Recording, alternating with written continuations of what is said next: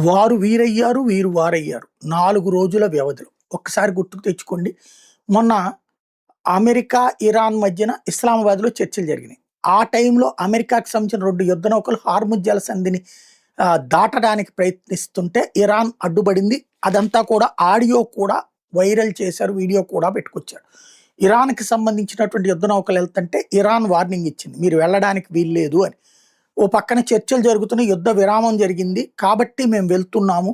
అయినా ఇది సముద్రం. సముద్ర మార్గం మీద ఎవరికీ హక్కు లేదు అని చెప్తే, మా అధినాయకత్వం మాకు చెప్పింది ఎవరికీ ఇట్నుంచి పోనీయొద్దని. మీరు గనక మూవ్ అయితే అటాక్ చేయాల్సొస్తుంది అని హెచ్చరించింది. మేము స్వేచ్ఛగా వెళ్తాం. మాకు ఆ హక్కుంది అని బయలుదేరితే వార్నింగ్ సిగ్నల్స్ ఇచ్చారు. దాంతో వెనక్కి తిరిగి వెళ్ళింది అమెరికా యుద్ధ నౌకలు 2 కూడా. సీన్ కట్ చేస్తే ఇప్పుడు 4 రోజులు పోయేటప్పటికి అమెరికాకి సంబంధించిన యుద్ధ నౌకలు 18 యుద్ధ నౌకలు హార్ముజ్ జలసంధికి అటు 9, ఇటు 9 కూర్చున్నాయి.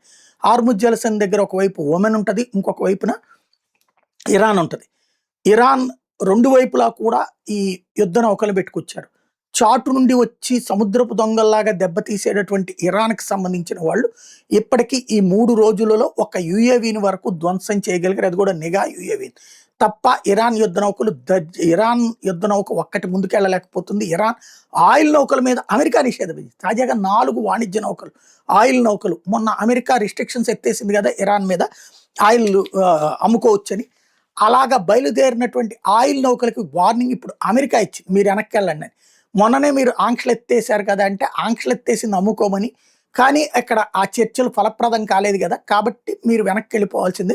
ఈ ప్రాంతాన్ని మేము దిగ్బంధించామంటే ఈ ప్రాంతం మా హక్కు అని మా ఐఆర్‌జీసీ చెప్పింది. మేము ముందుకెళ్తామంటే అయితే పేల్చేస్తామని చెప్పింది అమెరికా. దాంతో చివరికి వెనక్కి తిరిగి వెళ్ళక తప్పలేదు ఇరాన్ వాళ్ళకి. వారం లోపే మారిపోయినటువంటి సీన్ అనమాట.